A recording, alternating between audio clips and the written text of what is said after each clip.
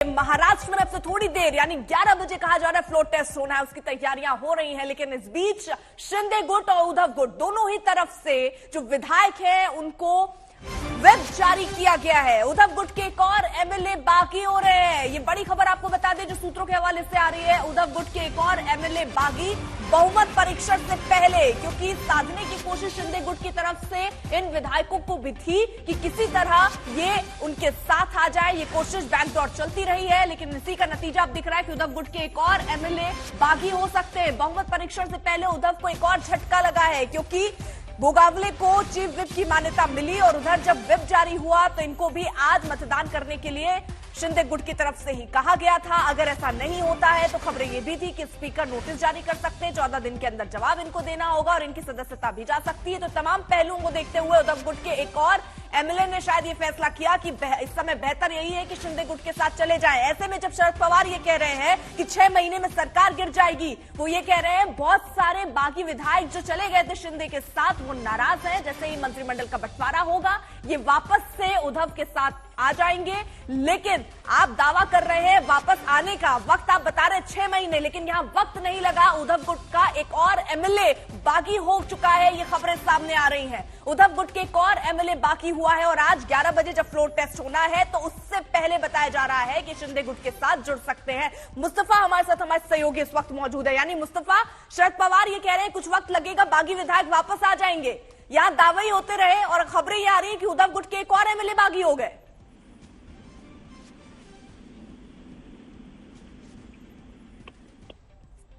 मुस्तफा, आवाज पहुंच रही है आप तक? एक बार फिर से मुस्तफा से संपर्क करेंगे। लेकिन बड़ी खबर यह है उद्धव गुट के एक और एमएलए बागी हुए हैं। उद्धव गुट का एक और एमएलए अब बागी होकर शिंदे गुट के साथ जुड़ता हुआ नजर आ रहा है, क्योंकि विधायक जो है वो जाहिर तौर पर अपना भविष्य भी इस वक्त समझ रहे होंगे, सोच रहे होंगे। लेकिन सवाल यह कि आखिरकार कौन है वो जो अब शिंदे का दामन थामते हुए नजर आ रहे हैं, उनके साथ, उनके गुट के साथ जुड़ते हुए नजर आ रहे हैं। उद्धव गुट के एक और एमएलए बागी। तो यहां सवाल यह भी उठता है कि क्या उद्धव अपने ही जो बच्चे कुछ उनके पास विधायक रह गए हैं, क्या उनको भी एकजुट करने में यहां अपनी रणनीति नहीं बना पाए, उसमें सफल नहीं हो पाए? ये बड़ा सवाल खड़ा होगा, जो नेतृत्व को लेकर बार बार उद्धव ठाकरे पर सवाल उठ रहे थे कि अपने ही विधायक, नाक के नीचे से आपके इतने विधायक गुवाहाटी चले जाते हैं लेकिन आपको इसकी भनक भी नहीं लगती। तो तभी से सवाल उठने लगे थे, क्या वो नेतृत्व क्षमता जो उनके अंदर होनी चाहिए उसकी कमी थी, जिसकी वजह से सारे विधायक छटक गए, शिंदे गुट के साथ चले गए, आप नाराजगी नहीं समझ पाए। और ऐसे में एक बार फिर से एक जो उनके गुट, उनके साथ अभी तक खड़ा विधायक था, वो भी अब बताया जा रहा है एक विधायक उसमें से टूटकर शिंदे गुट के साथ शामिल होने के लिए जा रहा है। पारस दामा हमारे साथ, हमारे सहयोगी इस वक्त जुड़ चुके हैं। पारस, कुल मिलाकर कोशिशें बहुत हो रही थी, उद्धव बार बार दावा कर रहे थे कि और विधायक जो है वो वापस आएंगे, बागी विधायक मुंबई लौटते हुए, कई दावे। लेकिन इस बीच खबर ये कि फ्लोर टेस्ट से पहले एक और विधायक साथ छोड़कर जा रहा है उद्धव का।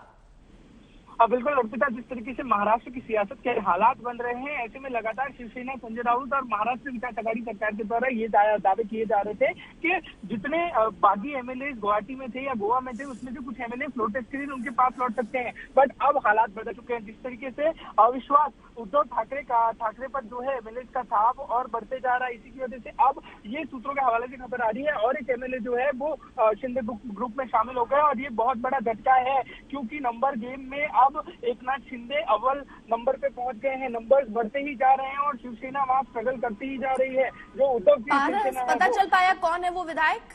नाम अभी तक आधिकारिक तौर पे इनका नाम नहीं पता चल पाया है, क्योंकि फ्लोर टेस्ट से पहले जो है वो थोड़ा सा मुश्किल होगा नाम बता पाना, क्योंकि अब जिस तरीके से नंबर गेम चल रहा है, ये जो विधायक हैं उनको छुपाने की कोशिश की जाएगी जब तक फ्लोर टेस्ट नहीं हो जाता, क्योंकि बहुत महत्वपूर्ण दिन है पूरे महाराष्ट्र की राजनीति के लिए। फ्लोर टेस्ट बेहद जरूरी है। फ्लोर टेस्ट के बाद जो आधी तस्वीर है वो पूरी क्लियर हो जाएगी और उसके बाद ये थप्पा लग जाएगा कि कौन जो है वो महाराष्ट्र की सियासत संभालेगा। एक तरफ नंबर गेम जो है वो एकनाथ शिंदे के पास है और उसमें अब लोग जुड़ रहे हैं और भी लोग जुड़ रहे हैं। जिस तरीके से खबर आई है कि एक और विधायक जो है जुड़ने जा रहा है और जुड़ गए हैं, तो नाम बताना थोड़ा सा भी मुश्किल है, क्योंकि अब कोई भी रिस्क जो है शिंदे ग्रुप लेना नहीं चाहेगा जब तक फ्लोर टेस्ट नहीं होता। बस कुछ ही मिनट का जो है वो सवाल बचा है, कुछ मिनटों में जो है फ्लोर टेस्ट होगा, उसके बाद पूरी तस्वीर क्लियर हो जाएगी और नाम भी जो है वो सामने आ जाएगा कि ये कौन सा विधायक है जिन्होंने शिवसेना, जो उद्धव की शिवसेना है उसको छोड़ के शिंदे की शिवसेना में शामिल होने का डिसीजन लिया है। अर्पिता, बेहद महत्वपूर्ण दिन आज का, कुछ ही देर में फ्लोर टेस्ट होगा और पूरी तस्वीर जो है वो क्लियर हो जाएगी। महाराष्ट्र की राजनीति के लिए सबसे महत्वपूर्ण दिन आज।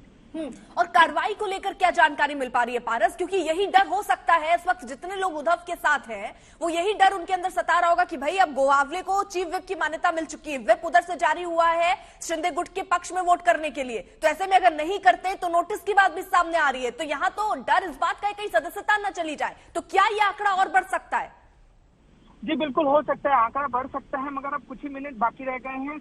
जब फ्लोर टेस्ट होगा इस सवाल का जवाब तब भी मिलेगा कि कितने लोग जो हैं वो और बागी हुए, क्योंकि उस समय जब वोट होगा तो ही इस बात का पता चल पाएगा कि और कितने लोग जो हैं शिंदे ग्रुप की ओर जा रहे हैं। एक तरफ लगातार हमने देखा कि हमले हो रहे थे, लगातार जवानी जो है वो जंग शिवसेना, संजय राउत हो या उद्धव ठाकरे हो, आदित्य ठाकरे उनकी तरफ से की जा रही थी। उससे पहले जो प्रभु थे उन्होंने विप जारी किया था शिंदे गुट के लिए, फिर उसके बाद अब शिंदे गुट के जो नए विप बने हैं उन्होंने विप जारी कर दिया है। तो एक दोनों तरफ से जो है विप जारी करने की प्रक्रिया जारी है, बट अब ये मामला जो है आज जो सियासी मामला है वो आज खत्म हो जाएगा, मगर उसके बाद जो अदालत का मामला है वो लंबा खींचेगा, क्योंकि हर पहलू पे अब आगे चीजें आगे होंगी। जिस तरीके से सरकार बनी, एक डेप्यूटी स्पीकर का मामला अर्पिता पहले से ही लंबित है, 11 माननीय सुप्रीम कोर्ट के पास 11 जुलाई को उसका जो है हियरिंग वापस होनी है। उसके बाद बाकी कई ऐसी चीजें हैं जो सुप्रीम कोर्ट के समक्ष या माननीय कोर्ट के समक्ष जो है वो रखी जाएंगी।